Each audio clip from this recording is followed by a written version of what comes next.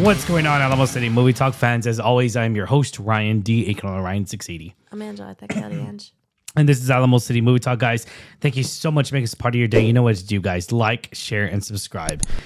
First and foremost, I do apologize. My voice has been, allergies have been kicking up over here in Cedar, in Texas, South Texas. So yeah, definitely not enjoying it. But it is what it is. All right, let's get right to it, Angela. What are we talking about today? We are talking about Shudder's newest horror film, Bodycam.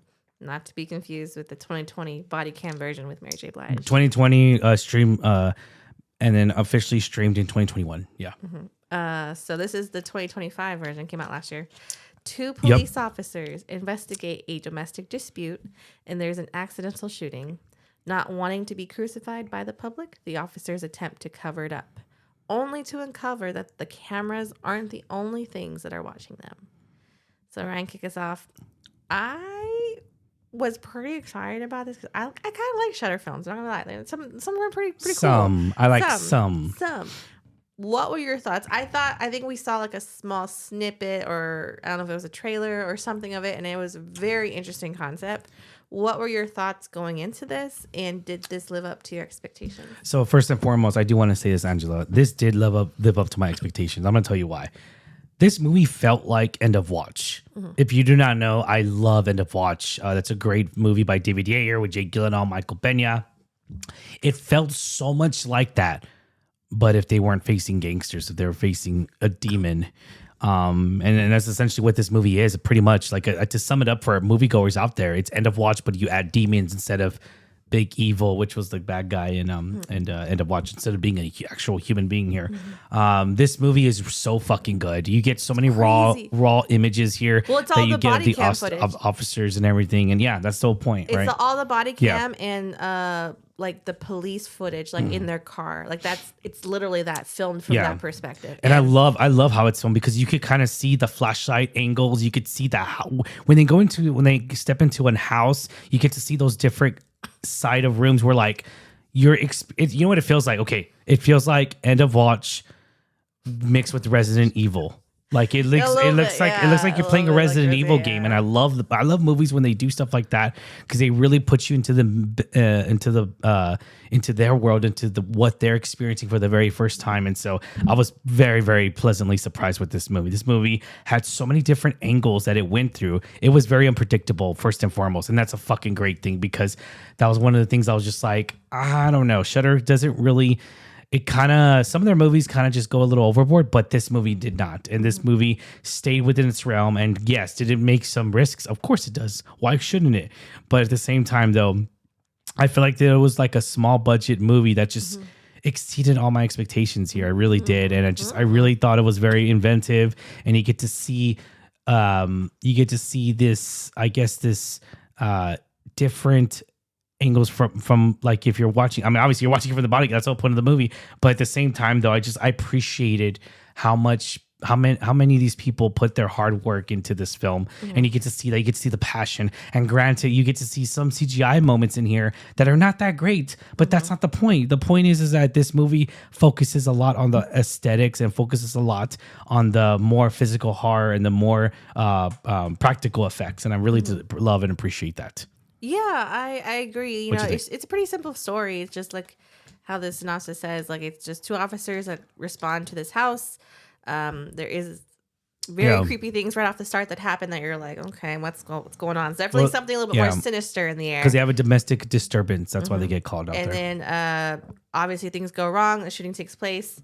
And instead of reporting it to command, they decide to cover it up. That's when you find out more about what's happening, and it's definitely a supernatural take. And you find out it's a lot larger than just confined to this couple that they respond to. Yeah. It's part of a community. And it's crazy. Of course, it's not the most perfect story, but it's a very interesting story. I really liked the effects that we got to see. There's not too many, but you get to see, of course, the big creature at the end, which I thought was a damn good job. It's really creepy. You got to see some of the effects of like the creature that would kind of almost possess people in certain scenes, like the effects they have with the jaw. That was terrifying. So I think a lot of those are really good. Again, it's not over the top. It's not a lot. It's definitely not like big jump scares all throughout, but it was just enough to satisfy me. I thought it was very interesting, very creepy. I do think that it might not be everyone's cup of tea. I know how people sometimes feel about found footage, like Cloverfield and stuff like that. It definitely is. And if you do get motion sickness, it might make you a little dizzy because it is like them running. But it's not as bad. It's not as bad. But it's not as bad. I would again, say. it might not be everyone's cup of tea. That's what I'm saying. And then some of these reviews that I see online, yeah, but it's just like aren't as hyped about it as we liked it, which it's unfortunate. But again, it is what it is. I really liked it for what it was. Yeah. It was a simple story. It does lead you into crazy of like what the hell is going on. Yeah, you see the scope of like how much power and influence this entity has. Yeah, and it's just wild. And I will say, I will give props to the two officers. I think it's Jaime Calica and Sean Rogers. Because there's a demon. Yes. Yeah. So again, I really, really liked, again, how the story went. It just flowed very well. Was it the best story, most favorite story? No. But it was fun. It was entertaining. I had a good time watching it. Yeah, no, for sure. And like I said, I mean, it's like End of Watch because those are the cameras too. But I would even say End of Watch is more shaky at the same time. But regardless, though, it's Bodycam. You know, they're Bodycams. You know, like they're gonna be. Obviously, and at the same time, though, you're like, oh shit, I forgot I have the body cam. Like they even say it. I thought that was really funny. But overall, you know, this is a supernatural film, and I'm just like, I thought it was really good, and you know, I'll leave it at that. It's very creepy and fun at times. It really is, and I feel like that moviegoers are really gonna like it. It's a simple film, short film. And people who really like horror movies, who are similar to like VHS films, which is on Shudder as well. So if you really like movies like that, you're definitely gonna like this film. Rating 1 out of 10. Tell me the highest. Angela, what are you gonna give this rating?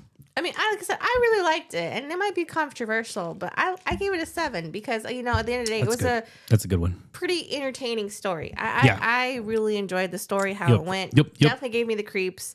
It may, like I said, it may not be everyone's cup of tea, but I really liked it. I mean, I like found footage movies. You know, that's why I liked Cloverfield and even a Blair Witch Project. Blair Witch Project is a pretty good one.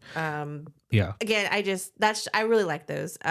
So I did like this one. And again, the premise, as wild as it seemed at times, I think it was really entertaining to watch. No, it was relevant, and I was very entertained. But I'm going to give it a solid 7.